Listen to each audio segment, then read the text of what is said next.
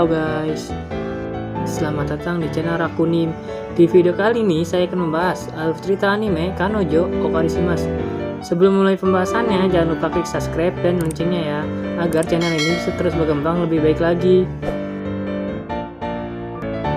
Cerita akan berfokus pada seorang mahasiswa bernama Kazuya. Dia adalah mahasiswa biasa pada umumnya yang memiliki pacar. Dia juga tinggal sendirian di Tokyo. Seketika hidupnya berubah ketika dia tiba-tiba diputuskan oleh pacarnya tersebut. Ketika dia galau diputusin, nggak sengaja dia menemukan aplikasi bernama Diamond. Aplikasi ini adalah aplikasi rental pacar dengan bayaran cukup murah, yaitu 5.000 yen atau sekitar 600.000 per jam. Kazuya pun tertarik dengan aplikasi ini dan dia merental untuk bisa move on dari mantannya. Kazuya pun berpikir perempuan yang akan datang adalah wanita jelek. Gak lama setelah itu ada wanita cantik yang menghampiri Kazuya, dan itu adalah wanita yang disewanya.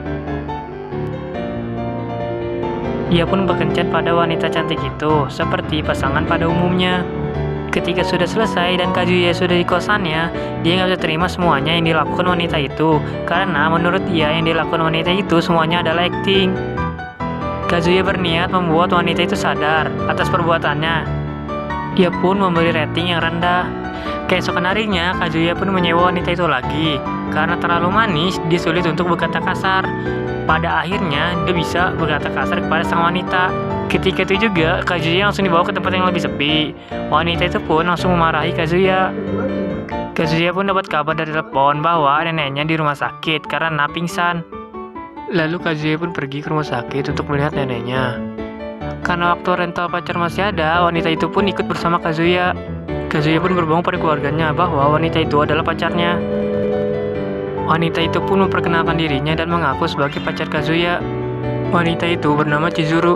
Mengetahui hal itu, neneknya pun menangis bahagia.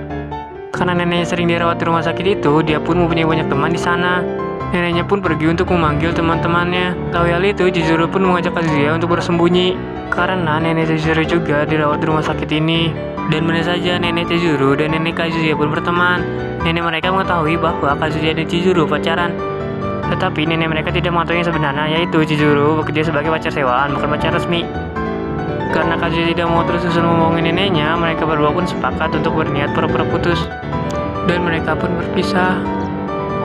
Keesokan harinya, saat Kazuya di kampus, Kazuya tidak sengaja bertemu dengan Chizuru, tetapi dengan penampilan berbeda. Kazuya pun berpura-pura tidak mengenalinya, lalu secara tiba-tiba Chizuru menarik Kazuya ke sebuah tempat. Chizuru pun meminta Kazuya untuk terus berpura-pura tidak mengenalinya. Kazuya pun menuruti permintaannya. Pada suatu hari, saat dia keluar dari kosannya, dia menyadari bahwa Chizuru adalah tetangganya. Karena hal itu, Kazuya pun terkejut melihatnya. Kazuya pun mencoba untuk menyapa Chizuru, tapi dia menghindarinya. Selain itu, saat Kazuya bertemu dengan neneknya meminta Kazuya untuk menemuinya setiap hari Rabu, tetapi bersama dengan Chizuru. Karena tidak mau neneknya sedih, Kazuya pun meminta tolong pada Chizuru untuk membantunya, dan Chizuru pun mengiyakannya. Saat neneknya sudah pulang, Kazuya pun berterima kasih pada Chizuru karena sudah membantunya. Saat mereka berdua pulang dari rumah sakit, nggak sengaja mereka bertemu dengan temannya Kazuya. Dan mereka mengira bahwa Kazuya dan Chizuru berpacaran. Karena salah satu temannya ada yang dekat dengan nenek Kazuya, Kazuya pun berbohong dan mengatakan bahwa Chizuru adalah pacarnya. Karena kalau mereka mengetahui bahwa Chizuru adalah pacar palsu, pasti temannya itu akan mengatakan kepada nenek Kazuya tentang Kazuya. Di saat itu juga, Kazuya dan Chizuru diajak ke pesta minum kelasnya. Setelah sampai, nggak disangka di situ ada mantannya yang bernama Mami. Dan mantannya juga mengetahui bahwa Kazuya sudah mempunyai pacar baru. Hal itu membuat Kazuya sedih dan malu karena membohongi teman-temannya. Dikarenakan setiap minggunya mereka sering bertemu, maka dari itu mereka semakin akrab. Dikarenakan Kazuya selalu menolong Chizuru ketika dalam bahaya. Pada suatu hari, Kazuya dan Chizuru bertemu dengan teman kampusnya yaitu Kuri. Kuri pun mengajak mereka kencan double dengan Kazuya, dan karena hal itu Kazuya pun menerimanya.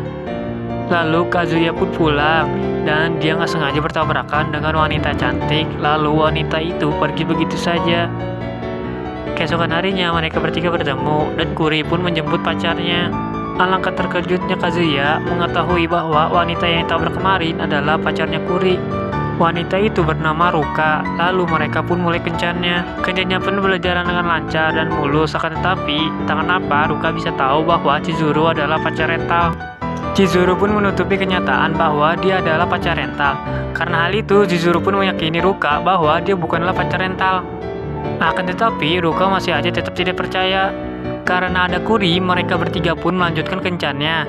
Tetapi di sini Kazuya meminta Chizuru untuk pulang duluan supaya tidak memperburuk masalah. Di saat mereka sudah selesai dan pulang, Kazuya pun mengikuti Ruka dan memohon kepada Ruka untuk tidak membocorkan hubungan dia dengan Chizuru ke Kuri. Pada saat Kazuya memohon kepada Ruka, Ruka pun terjatuh dari tangga. Karena Kazuya tahu Ruka dalam bahaya, dia pun menolongnya. Karena Kazuya sudah menolong Ruka, dia pun memberitahu yang sebenarnya bahwa dia juga seorang rental pacar. Keesokan harinya, pada saat Kazuya di kampus, dia terkejut karena tiba-tiba di sana sudah ada Ruka. Dan Ruka ingin bertemu dengan Kazuya. Di saat Kazuya melihat Kuri, Kazuya mengajak Ruka untuk bersembunyi. Dan di saat bersembunyi, Ruka mengecek HP-nya dan mengukur detak jantungnya.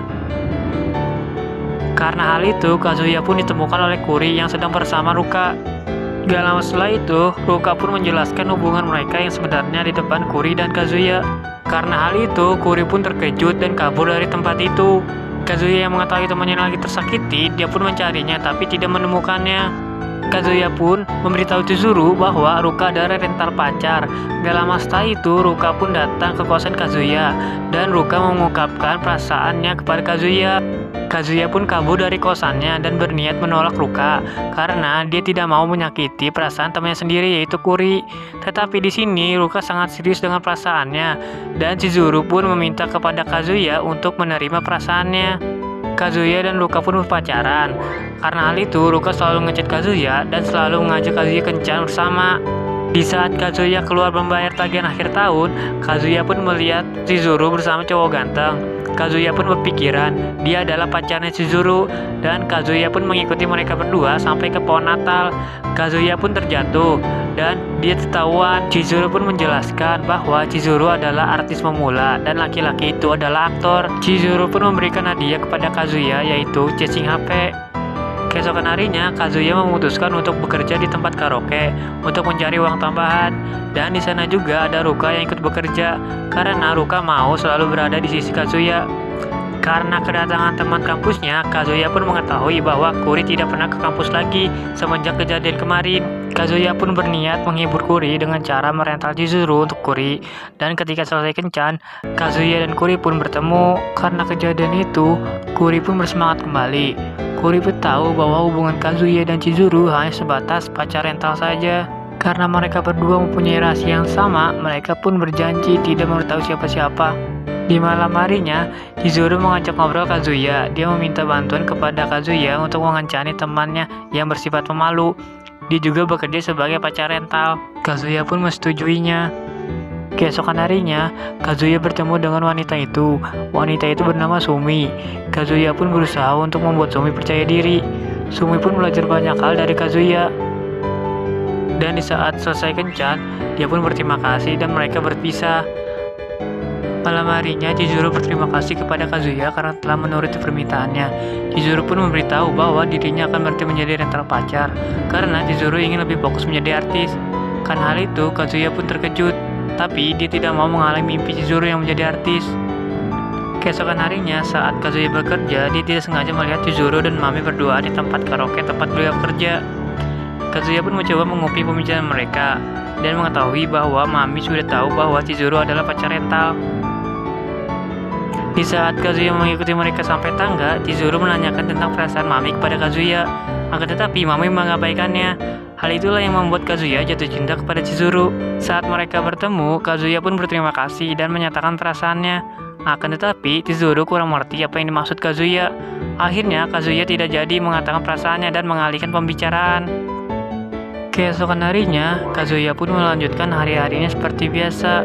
Dan animenya pun tamat. Sedikit penjelasan. Ada yang bertanya kepada saya, "Bang, kenapa si Ruka mengecek detak jantung di HP-nya? Apa si Ruka punya penyakit?" Jawabannya benar. Doi punya penyakit yang membuat Doi tidak merasakan emosi. Itu dibuktikan di ending animenya episode 7. Maka dari itu, ketika Doi ditolong Kazuya dari tangga, Doi mulai merasakan emosi detak jantung yang cepat atau bahasa gaulnya cinta. Dan itulah seluruh alur cerita anime Kanojo Ogarishimasu dan penjelasan sedikit tentang anime itu. Apabila menurut kalian teori saya salah, mohon dimaafkan. Dan apabila ada yang bertanya, silahkan tulis komentar ya. Bila saya tahu jawabannya, saya akan berusaha jawab. Dan tunggu video selanjutnya ya, jadi stay aja di channel ini. See you next video.